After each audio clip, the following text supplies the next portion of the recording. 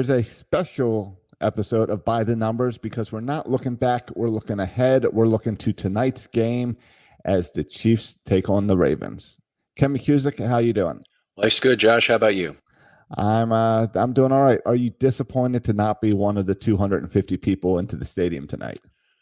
I'm always disappointed to miss any football game live, but I understand why they did it for the people they did, family and friends, or family and whatever. Right. It's whatever. It's COVID. Everything's going to be weird, so it'll be fun that at least someone can be in the stadium other than a cardboard cutout. Joined as always with Dan. Dan, how you doing? Very good. Thanks for having me again, guys. Looking forward to the game tonight. Okay, regular feature, Dan. You don't have to say thanks for having us. We're partners on this show, buddy. Yeah, Sounds this is good. Your home. All right. Well, why don't we get into some numbers that are important for tonight?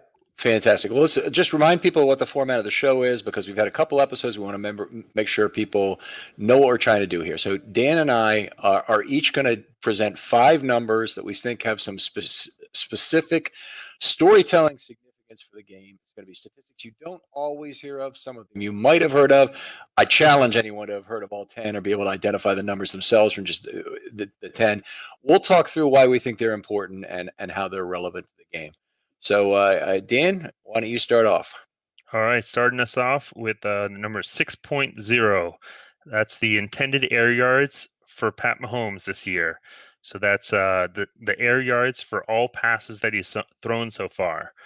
Just for comparison, last year he threw his intended air yards were 8.8. So considerably less this year. Some of that is the defenses he's been playing against, taking away some of the longer passes. He's doing a lot more checkdowns and some shorter, quick hitting. And so I think it'll be a big story on how the Ravens defense, lines up to take away from him. Just for comparison, Lamar is at 9.0 this year, and oddly enough, exactly 8.8, the same as Pat last year. So. Right. I mean, in fact, his completed air yards, Lamar's completed air yards from week 1 were 10.3. And the completed air yards are almost always less than the intended air yards because the shorter the pass, the higher the probability of completion, et cetera, et cetera. So you would expect that. But that seems very short for Mahomes. It also seems kind of consistent with what we've seen in him being more of a precision, surgical passer, trying to get the ball out of his own hands into other playmakers in space is something we'd like to see from Lamar. And if the Chiefs go with a lot of cover 2 defense, then I think it's a reasonable solution. If they do a lot of other concepts where Tyrann Mathieu is honey badger is all around the box looking to make plays, it would behoove the Ravens to try for some deeper shots. All right, I'll go on to a second, which is 27. That's a number of missed tackles by the Chiefs. It's second in the entire NFL behind the Jets, 38 per Pro Football Reference. That's more than 3 per quarter. Of course, 24 would be 3 per quarter. By comparison, the Ravens have 15 missed tackles, and I think this is an opportunity that the Ravens' power run game should be able to exploit, particularly to the degree those are coming from linebackers and safeties, who are the primary missers of tackles. Good chance to have the running game take advantage of that. Yep, that's going to play out huge if that keeps going. Get to the second level, miss a tackle, and that can make a decent run into a huge run. You hope that could be good for our running backs, and if Lamar, that'd be great to have him get loose in the secondary. So, all right, next number is 83.3%. That's the Kansas City defensive red zone percentage. That's the number of touchdowns allowed per red zone drive. Oof. So they are allowing 5 touchdowns out of 6 red zone drives. That's ranked 28th in the NFL this season. So for comparison, on offense, they're 4 of 7 for 57%. Also, comparison, Ravens defense is 67%, which is 17th. So not a ton better, but definitely better. So that's what we need for the Ravens. We need to be punching it in for touchdowns, not field goals against them. So definitely do not want the consolation prize in this game. Those possessions are precious against a team like the Chiefs. I'll go on to the next one, 141. That's the total yak allowed this year so far by the Ravens. That's yards after contact for receptions. I'm specifically talking not yards after contact for runs, that have been allowed in the first 2 weeks. It works out to just 3.1 per reception compared to 4.9 league wide. So Ravens have done a great job of tackling quickly, particularly on short passes. If we see Mahomes, as we talked about in one of the earlier stats, go for a lot of these short passes, important, diagnose, get up quickly, make the tackle, avoid the big yak plays.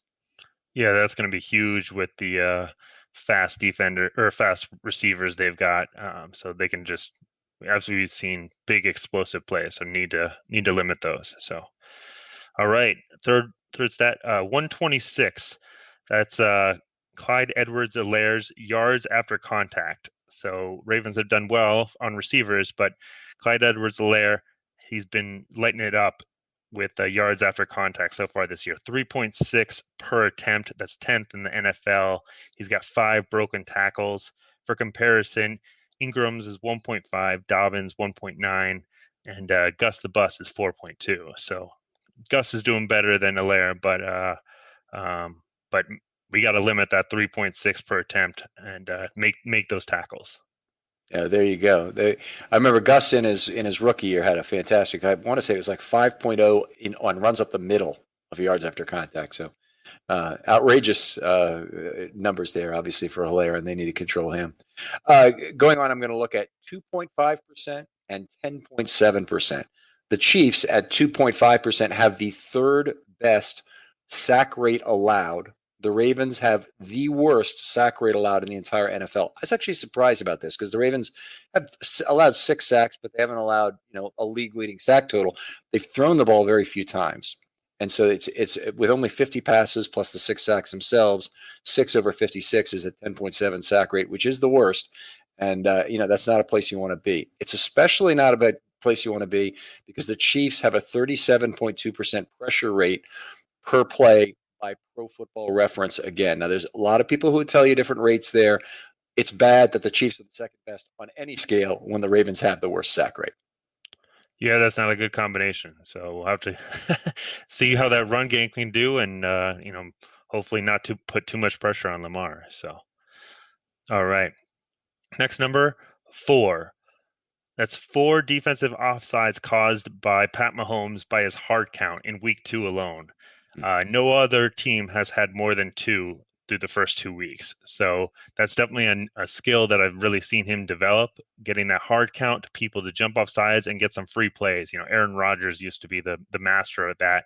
And that's something you don't want to give Pat Mahomes is a free play to take a shot down the field. So really need to have good pressure by the Ravens D line, but not be too aggressive, where they're jumping off sides. So you got to really maintain focus and discipline so we don't give away any free plays. It's a really interesting thing because the Ravens, it would seem like that's more of a risk for players who start in a 3-point stance. That your edge rushers I know are at risk of it too, but in particular when they're in a 3-point stance, even when they're out of a 3-point stance, they may be trying to be snap count anticipators.